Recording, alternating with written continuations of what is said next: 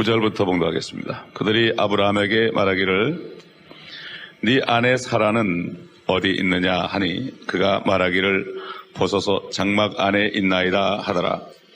그가 말씀하시기를 내가 생명의 때를 따라 분명히 네게로 돌아오리니 보라 네 아내 사라가 아들을 가질 것이니라 하시니 사라가 그의 뒤에 있는 장막 문에서 그 말을 들었더라. 아브라함과 사라가 나이를 많이 먹어 늙었고 사라에게는 여인들의 관례도 끝났으므로 사라가 속으로 웃으며 말하기를 내가 노쇠하였고 나의 주도 늙었으니 내게 어찌 즐거움이 있으리요 하더라. 주께서 아브라함에게 말씀하시기를 어찌하여 사라가 웃으며 말하기를 늙은 내가 아이를 낳는다니 이 일이 확실한가 하느냐. 죽게 너무 어려워서 못할 일이 있겠느냐. 생명의 때를 따라 내가 정해진 기간에 내게 돌아오리니 사라가 아들을 가지리라 하시니 그때 사라가 두려워서 부인하며 말하기를 내가 웃지 않았나이다 하니 주께서 말씀하시기를 아니라 네가 웃었느니라 하시니라. 여기까지만 보겠습니다.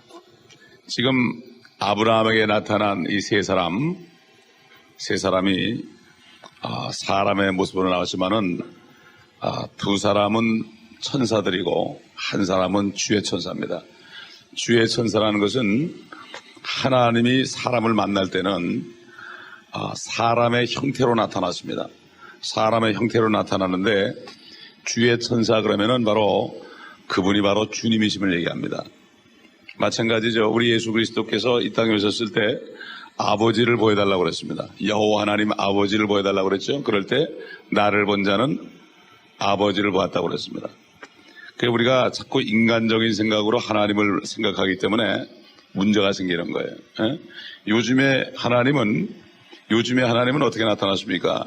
이 말씀으로 나타나 계십니다. 이 말씀을 보면서 바로 말씀을 보면은 우리 주님이 나를 본 것이다. 이렇게 성령님을 통해서 이 말씀을 주고 가신 겁니다. 왜냐하면은 사탄의 세력들이 미혹을 하기 때문에 사탄도 옛날에 가장 위대한 그룹, 덮는 그룹, 보호자를 덮는 그룹이었습니다.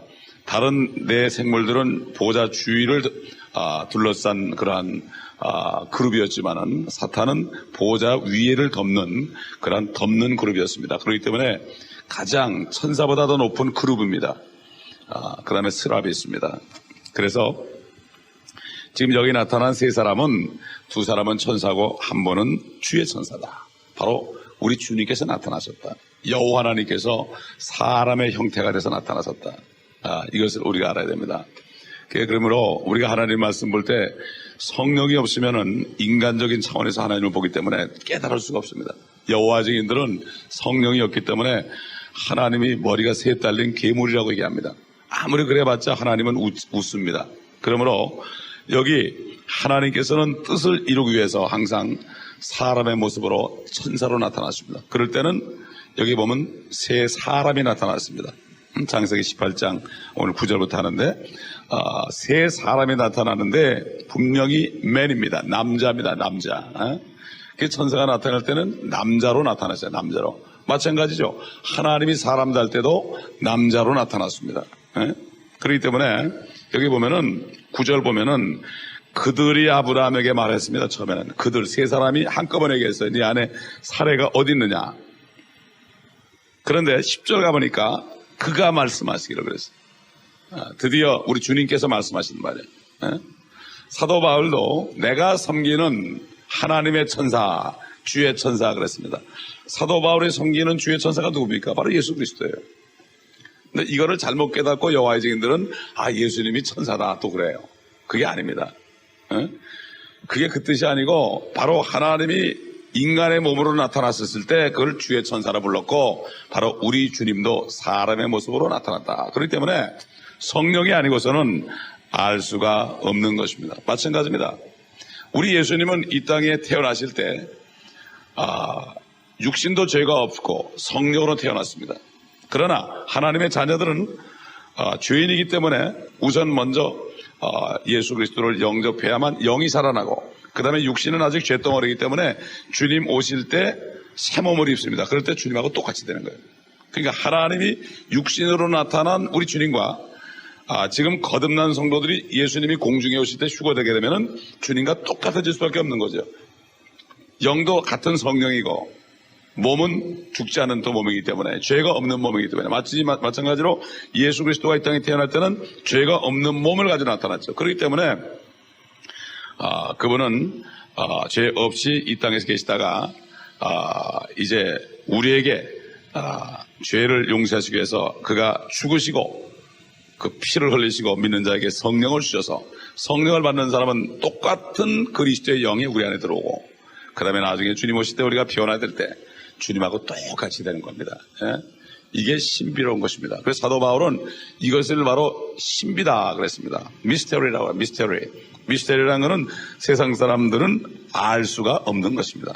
세상 사람들은 아무리 거듭나지 않은 사람들은 이해를 할 수가 없는 것. 이거 바로 미스테리라고 합니다.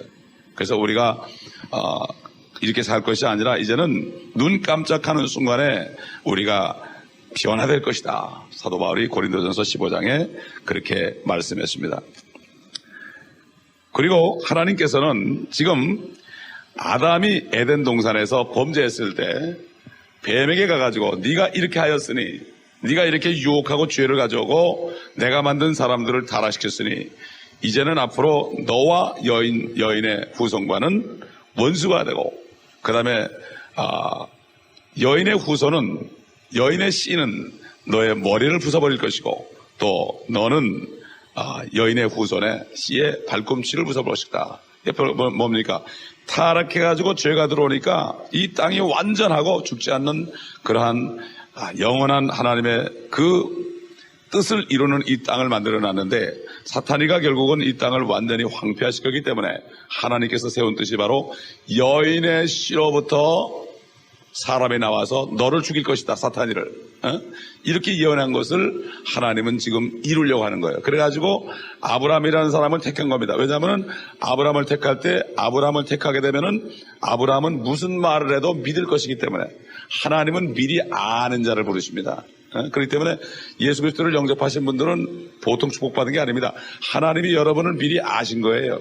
미리 아셔가지고 예정하시고 어떻게 예정하신가 하면은 예수님과 똑같은 그러한 모양으로 변화시켜가지고 영광 받기 위한 겁니다. 사탄은 이 땅에 있는 사람들 하나님의 형상대로 창조한 사람들을 무참히 짓밟았지만은 하나님은 그 마귀가 갖다 놓은 죄를 없애버리고 사탄이까지 도말해버리면 이제 회복이 되는 영원한 회복이 되는 그 영광을 바라보고 지금 6,000년 동안이나 하나님은 참고 기다리는데 왜 그런가 하면은 더 많은 사람을 하나님의 자녀 삼고 주 예수 그리스도의 영광으로 나타나기 위해서 꼭 참고 기다리는 거예요. 많은 사람들이 왜 사탄이가 아직도 이렇게 활기를 치고 있느냐. 하나님은 더 오랫동안 참고 계실수록 영광은 더 큰 것입니다. 그렇기 때문에 이제 주의 날이 오게 되면은 여호와의 날에는 사탄이는 하루 만에 그냥 무저강 속으로 쳐들어갑니다. 그 나중에 1000년 후에 다시 나와가지고 또 사람들을 미혹할 때 완전히 불못으로 떨어뜨리는 하나님의 계획이 있기 때문에 성령이 이 땅에 오시면 요한복음 16장에 성령이 오시면 바로 심판에 대해 세상을 책망하는데 심판은 세상 임금 마귀가 이미 심판을 받았다는 거예요. 활개는 치고 있지만 심판을 받았기 때문에 때가 되면은 하루아침에 다 무너져 버린다. 그러므로 우리가 말씀을 알아야 되는 겁니다. 그렇기 때문에 하나님께서는 여인의 후손을 만들기 위해서 여인의 씨, 왜 그렇습니까? 남자의 씨는 아담의 범죄 때문에 남자의 씨는 죄가 있는 씨이기 때문에 여인의 씨를 통해서 남자의 씨가 아니라 여인의 씨를 통해서 하나님이 기적적인 방법으로 사람을 잉태해야만 됩니다. 그런데 정상적으로 하면 안 됩니다. 그렇기 때문에 이 아담과 사라가 아담은 99세, 사라는 89세 때 약속을 주고 이제 드디어 1년 후에 이삭이 태어난 것을 우리가 말씀을 통해서 봅니다. 성경에 보면은 많은 하나님의 위대한 종들은 태어날 때 하나님의 역사하심을 통해 태어났습니다. 우리 주님도 그랬잖아요. 우리 주님도 처녀의 몸에서 태어났지 않습니까? 그런데 하나님은 이 땅에 하나님이 인간으로 오실 때에도 사람의 상식의 방법으로 오셨어요. 이걸 꼭 하나님께서는 존중하시고 그렇게 한 것입니다. 그렇기 때문에 주님께서 에덴 동산에서 뱀에게 얘기하는 그 말씀, 여인의 후손이, 여인의 씨가 너의 머리를 부숴버릴 것이라는 이 예언을 이루기 위해서 주님께서 아브라함을 또 이렇게 찾아오신 것입니다. 여러분, 그렇기 때문에 하나님은 하나님의 뜻을 이루기 원합니다. 디모데전서 4장 2절에 보게 되면은 하나님의 뜻은 모든 사람이 구원을 받고 진리의 지식에 이르기를 원한다. 진리가 뭡니까? 예수님께서 아버지의 말씀은 진리입니다. 이 성경 말씀이 진리란 말이에요. 그러니까 이 진리의 말씀을 알아야만 하나님의 뜻을 알 수 있는 겁니다. 도대체 하나님의 뜻이 뭔가? 근데 많은 사람들이 하나님의 뜻은 제쳐놓고 내가 필요한 거 기도하는 것이 기도인 줄 알아요. 내가 필요한 거 달라는 게 기도죠. 이거는 세상의 우상들에게, 무당에게 하는 기도하고 똑같습니다. 우리의 기도는 하나님의 뜻이 이 땅에 이루어지는 것을 위해서 기도해야 됩니다. 우리 주님께서, 그래서 결국 이삭의 혈통으로 오신 예수님께서 오셔가지고 뭐라 했습니까? 그 아브라함을 찾아왔던 그분이 사람이 돼가지고 뭐라 했습니까? 또 너희는 이렇게 기도하라. 아버지 하나님의 이름이 거룩히 여김을 받으시오며. 왜 그렇습니까? 아버지를 못 보니까 당신이 인간의 몸으로 오셔가지고 얘기해야 되는 거예요. 그래서 그 다음에 나라가 임하옵시며. 나라가 뭐 킹덤. 그러니까 이 땅이 원래 하나님의 나라였죠. 하나님의 왕국이었죠. 하나님의 왕이고 아담은 그 밑에서 만물을 다스리는 그러한 통치권을 가졌던 그런 참 사람들이었는데 결국은 하나님의 킹덤이 없어져 버리고 마귀의 킹덤이 된 겁니다. 그러니까 마귀의 킹덤이 돼서 아직까지 6,000년 동안 지나고 있는 거예요. 세상 임금이에요. 내가 가면 세상 임금이 오겠다.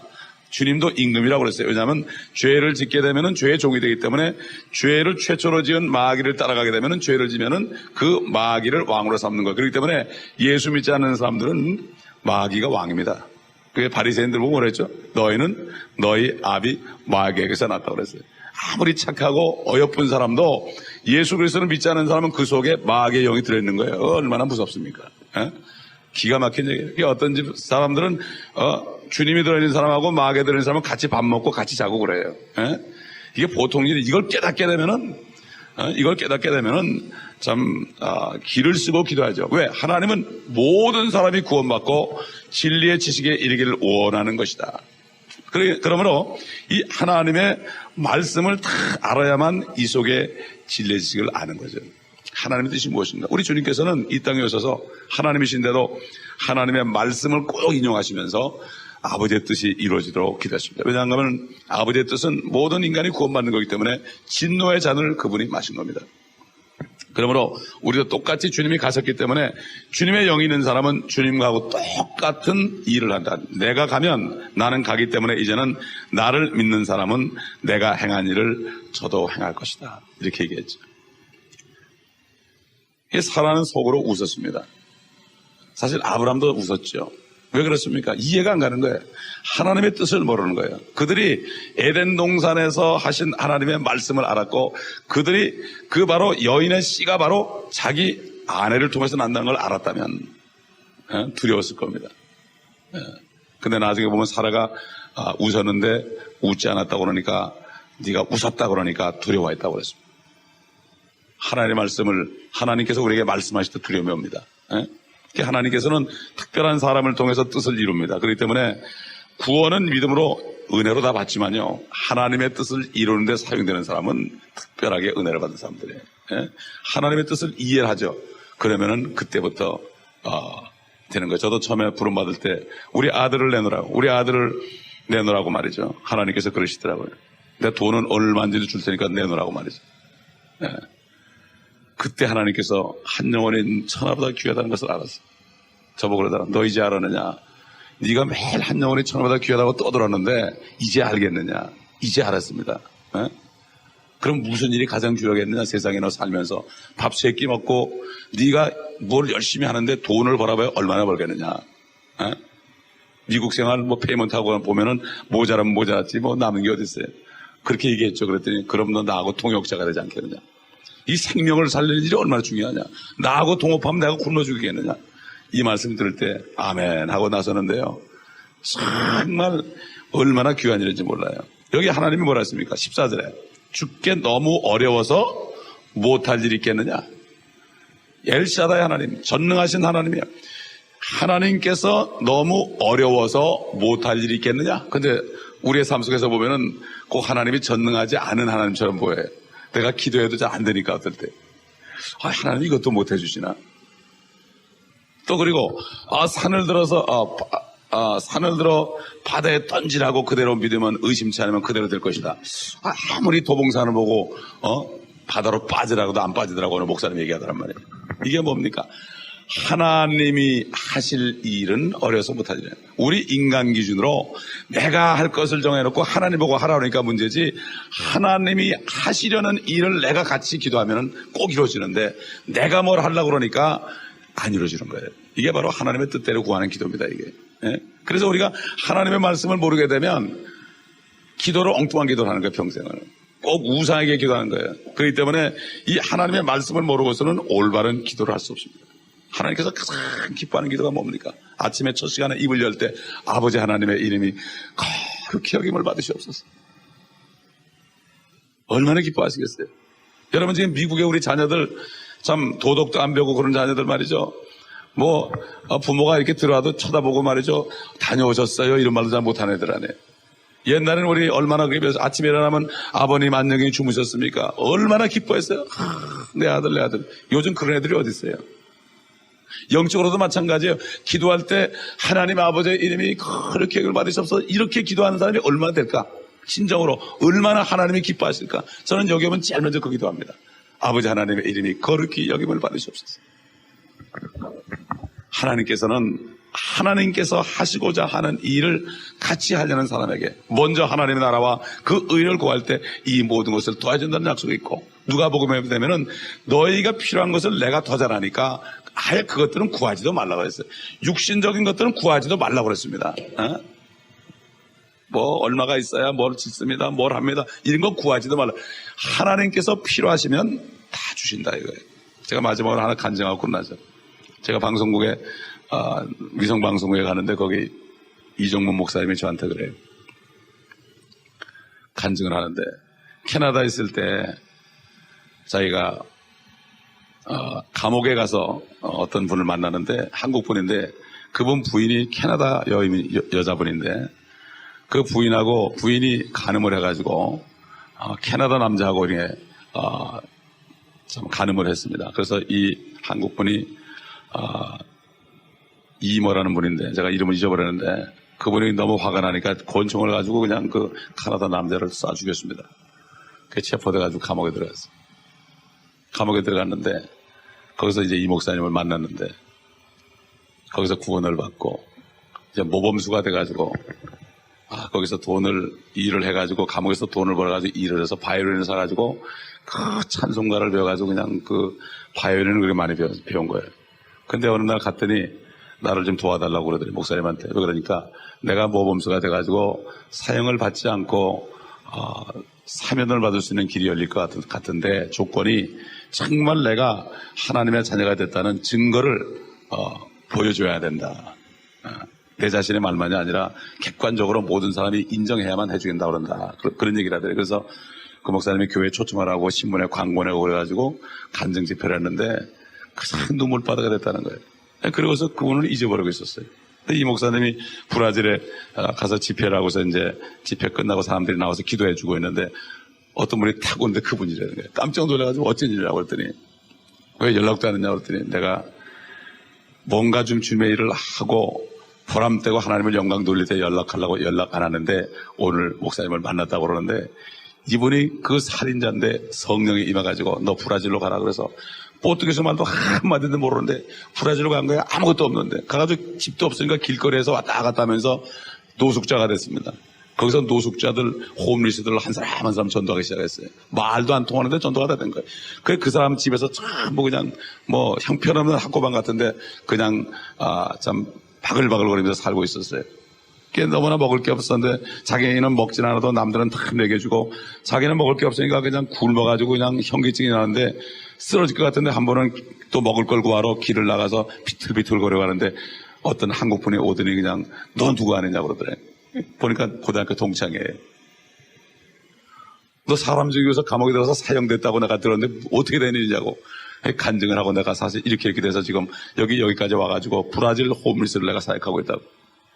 그러니까 그 친구가 뭐라는 거면 하나님께서 나를 얼마나 축복해 주셨는지 돈을 너무 많이 벌어가지고 쌓아놓을 데가 없는데 하나님 왜 이 돈을 나는 벌겠습니까? 이러고 기도하고 있었는데 바로 당신 도와주라고 그랬다고. 가보니까 정말 하고 있거든.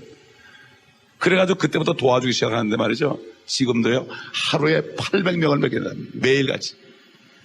이야, 하나님의 종들이 진짜 거기 있구나.